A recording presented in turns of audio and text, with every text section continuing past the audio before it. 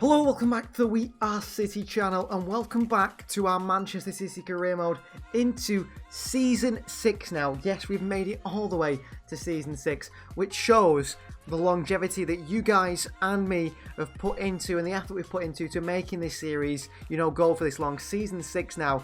And this year in Season 6, things are going to change a little bit. This season, we're going to have different objectives about what we're going to look for in our career mode and what is our goal, our aim, our strategy, and our, motivation, our direction that the club is going in. Now, we have won the Premier League in 5 seasons, not in the first season, but in the past 4 seasons, we've won the Premier League title 4 times on the bounce, which is domination of the English Premier League, which is domination of domestic trophies. I mean, we won the FA Cup a few times as well, and the Carabao Cup scattered in there, but we have dominated the domestic league. Now it's about broadening this club and dominating European football as well, dominating world football, and that is what the sort of goal is from now on in the series. And not only that, I want this club from probably after this, transfer window, from this transfer window, our last transfer window, we want to be sort of, I'd say, self-sustainable. That is what the owners at Manchester City are going for, self-sustainability, about using the young players, about signing young players to develop them into better players and not be spending the big money all the time.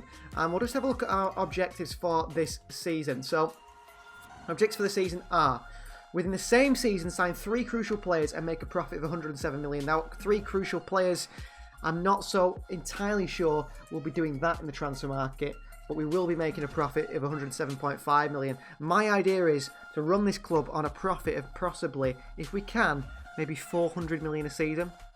Possibly. That is very difficult, but we might try it. They want to sign at least 2 players younger than 20 years old with a potential greater than the average overall rating of the players currently in the same position.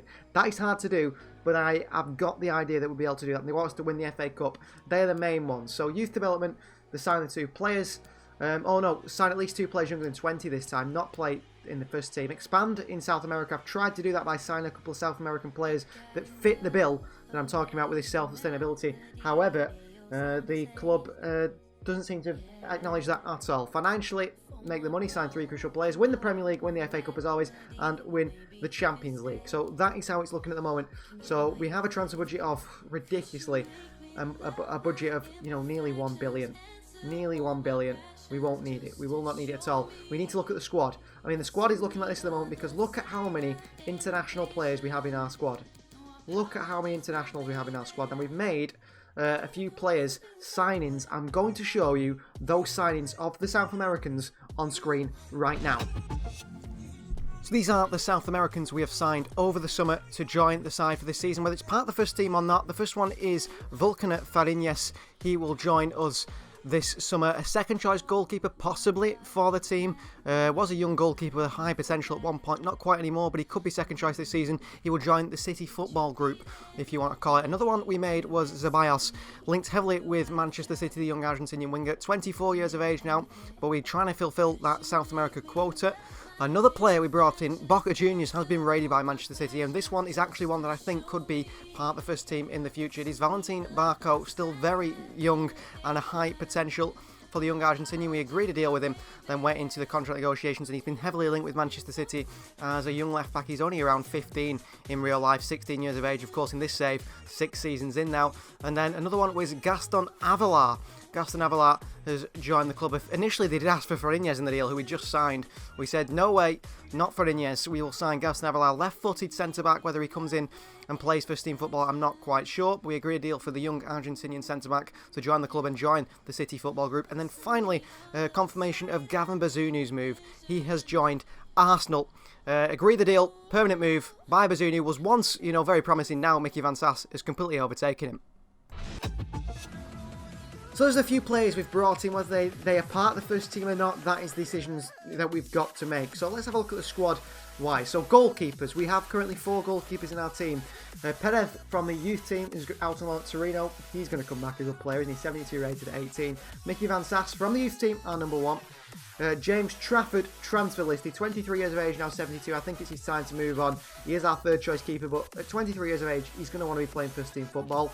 Fariñas has been brought in. He could be our second choice keeper this season. Jan Sommer has left, Ederson has gone, so perhaps Fariñas is the man to look to. If not, we could loan him out and then sell him on for a profit, keep him in swap deals. We want to keep our signings under 15 million. So the idea is to bring in players young, under 15 million, and include them in swap deals, you know, young players in swap deals, and never pay more than 15 million for a player.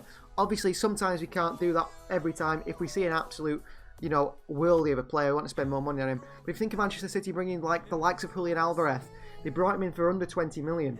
Now, if he doesn't work out, they could offer him a swap deal, like we did with Sarmiento and people like that. We want to try and run the club self-sustainably. Couldn't even get that word out then. Self-sustainable, that's what we're going for.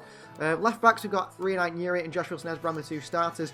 Thomas Galved has come through the youth team, 21 years of age, 71 rated, and Valentin Barco, very similar. So Barco's a new signing. Both will go out on loan. Both very good chance of being a fullback for the Manchester City side in the future. Diaz and Torres there, two centre-backs we've got, 29 years of age, one of the world's best, the two probably best centre-backs in the world at 29. Pau Torres unhappy with his contract. Okay, Pau. You want a 227 million release clause. Well, we've learnt our lesson with Ederson. We've learnt our lesson there. Won't be doing any of that stuff. No extension. We want you in a 1-year extension, Pau, if we can do. Take you to the last ages. No release clause this time, 220,000 per week, even less. Pau Torres stays at Manchester City. So Pau Torres and Ruben Diaz are starters, 29 years of age. So that is something we don't need to address immediately.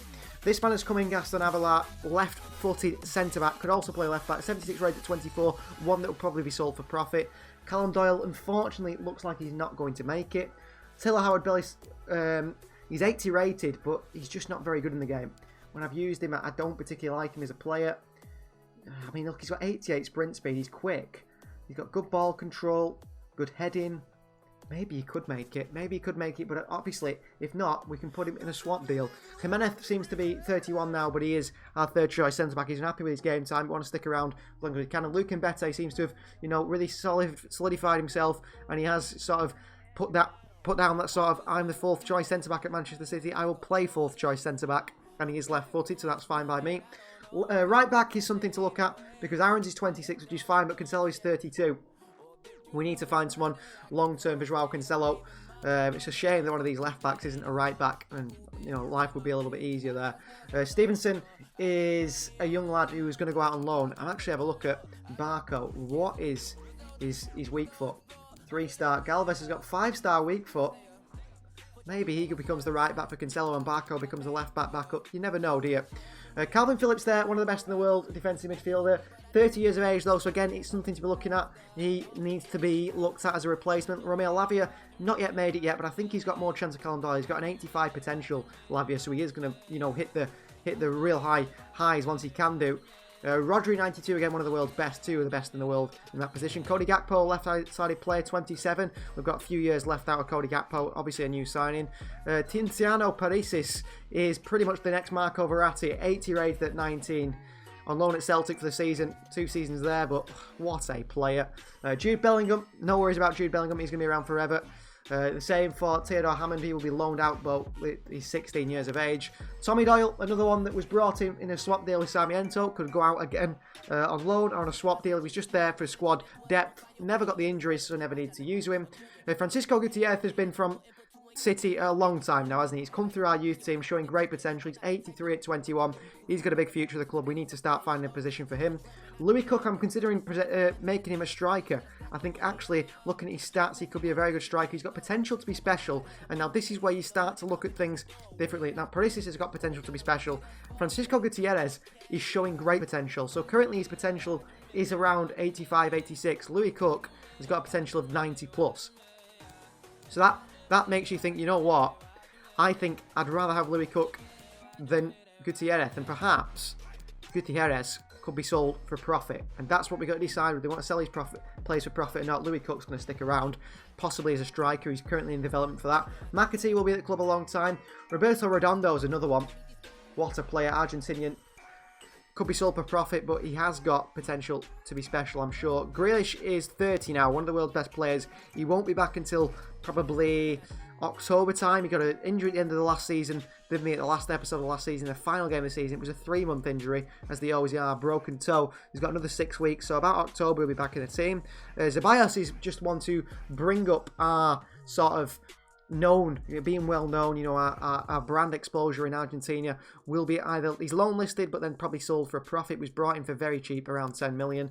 Phil Foden, one of the world's best players. He's 26 though now. You wouldn't believe it, would you? He's 26, Phil Foden, one of the best players in the world. Cole Palmer's got to be playing more this season. I want to get Palmer involved as much as I can in the first team, more so than last season, really bring him up in overall, only 24. Sammy Dozie's one's an odd one, actually. Hasn't played hardly any football, but he's 23 and 81 rated. We brought him back, and I do want to get him in the first team if I can do. Raheem Sterling, 31, one to look out for moving on, possibly. Kaiki, 23, again, another one that we need to get more involved this season. Alexander Isak, only 26, one of the world's best strikers. But that is one position I feel we can improve the striker situation, although we do have one coming through. But I'm not quite sure on that one, Alexander Isak. He's been at the club, what, 4 years now? This would be his 5th season. I was disappointed with him last season. He seems to score goals, but not in the big moments, does he? And we need someone who's going to score in the big moments. I'm not sure Alexander Isak is that player. Adrian Brunner, brought in for cheap, will be sold for profit. 71 rated at 18. He's another one of these young players you see, really high rated at really young, and just don't grow at all, for whatever reason. This man has come through our youth team. This man is going to be starter this season. It's Liam Delap, 23 years of age, 85 rated. This guy's going to get to 90 plus, isn't he? Simple as that. And he's actually higher rated than Julian Alvarez, who was our top goal scorer in all competitions last season. 84 rated at 26, probably one of our player seasons as well.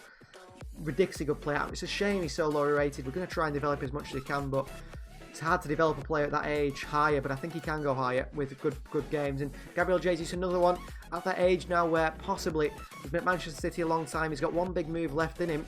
He could move away. And then finally, Jack Lee out on loan. He's joined Nottingham Forest, one of the few players out on loan.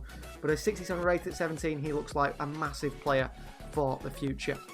So we've got a big long list here of players that we're looking at this season, and it is a big long list, it really is. And we're going to make some big decisions in this career mode, big decisions that will have to be made, and big decisions on what happens to the players. But that is just a little roundup for episode 1. Episode 1 from now on in our seasons is just going to be something where we explain what the idea is and where we're going to go. So the idea is self-sustainability, European domination, swap deals, never pay more than 15 million for a player, developing players, selling them for profit, and making our team one of the best in the world. Thank you very much for watching. Please do like the video, subscribe to the channel if you're new, get ready for episode 2, because I believe a big signing is coming straight away. We'll see you guys next time.